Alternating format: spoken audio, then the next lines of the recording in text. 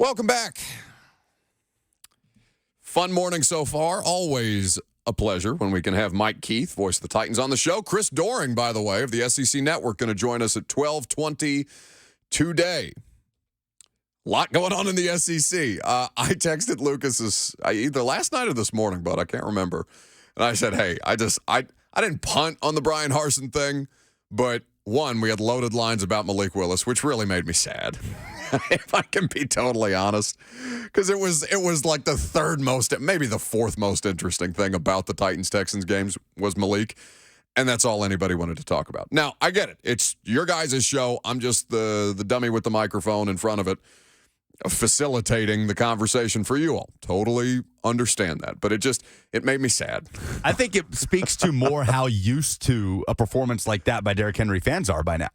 Right? No, but that was my whole thing. I was like, don't take it for granted. And then they immediately took it for granted and wanted to talk about Malik. What, Henry ran for 200 against the Texans? Yeah, that's what he does. He's done it 4 different times. What do you want me to care again? How could he run for less than 200 against Houston? What are you talking about? Oh, God.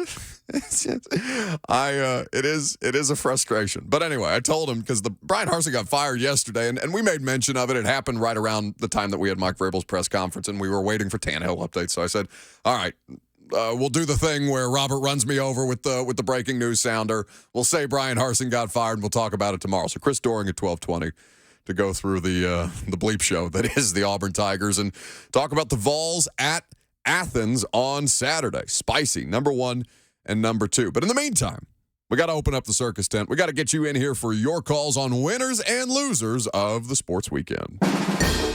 Real simple. Call the number 615-737-1045. You tell us who won or who lost, who had a good weekend, who had a bad weekend in sports.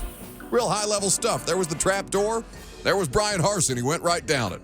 Right down that trap door. Made it through the bye only to get fired on Halloween weekend. Tough scene. No, on Halloween day. Halloween day, exactly.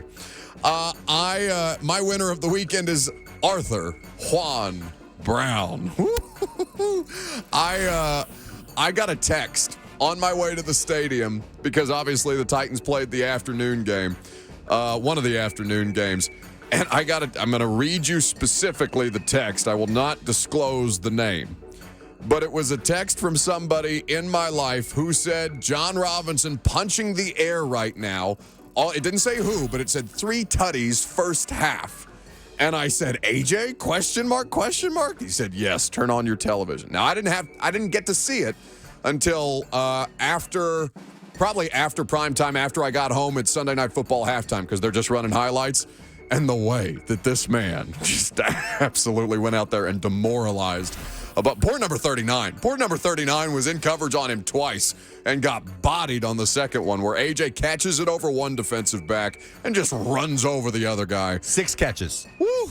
3 touchdowns, 6 catches. 11 targets, 156 yards. And Jalen Hurts playing. I saw Dan Orlovsky say Jalen Hurts is making the best decisions of any quarterback in the league right now. And it's not that hard because the best decision in football right now either seems to be bleep it, Stephon Diggs is somewhere down there, or bleep it, A.J. Brown is down there somewhere.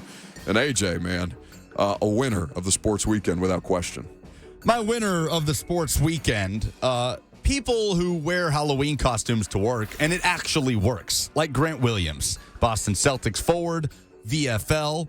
After the Celtics win on Sunday, Grant Williams did all of his post-game media availability dressed in his Batman costume. And not only that, he stayed in character the entire time. Now, when you listen to this, you will hear near the end of about a 38-second clip, Jason Tatum walking into the room and asking what the bleep he's doing. Out there leading the second unit. He does a phenomenal job making sure that the entire team is locked in. And for us, in order for us to be special, we have to stay locked in at all hours. Night in and night out. Defensively, what was different? The best part about this team is that we take care of each other. Defensively, that's all we can accomplish. What the f*** are you doing? That was the only time Grant broke character, as he laughed when Jason Tatum walked in and said, "What the bleep are you doing?" But my hat tip to Grant Williams for staying in character the rest of the time. The best part was when one of the reporters asked him, "Who's the best Batman?" And he gave her a look, and she said, "Besides you," he said, "Christian." The commitment to the bit is strong. Jason Kelsey, also on the sideline of the Eagles game wearing a Batman mask, made me laugh. Yeah, that was a funny image. Does Robert have a winner of the sports weekend back there? Robert, you want in on this, or you good? You taking a pass? He said nah. He said, all right, very good. The win that he got over me yesterday, Lucas, was he asked me what I was supposed to be for Halloween. I told him a very, very tired and grouchy NFL reporter, fresh off a flight in need of a shower, and he said he could smell me from the other side of the room. Made me very upset. Loser. Speaking of things that smell bad, I don't know that Jerome Boger smells bad. I shouldn't say that. But his work as an official typically gives off a bit of a stench, right? Especially when something like the Seahawks and the Giants are going on. Pete Carroll bumps into an official, a flag is thrown, and Jerome Boger goes to the microphone to announce to the crowd at Lumen Field, I believe it's called right now, Lumen Field, what exactly the Seahawks are being penalized for. After the play was over, sideline interference. The coaching staff of the Seattle Mariners was in the restricted area. 15-yard penalty. That's right, the Seattle Mariners. I think that Jerome Boger has to be doing a bit. It's almost like, it's like Russell Wilson. Like, I want Russell Wilson to be in on the joke. Like, I want Russell Wilson to be actively trolling people when he's just telling everybody that he's doing calisthenics for 4 hours on a 9-hour flight to London in the aisles while everybody else is sleeping.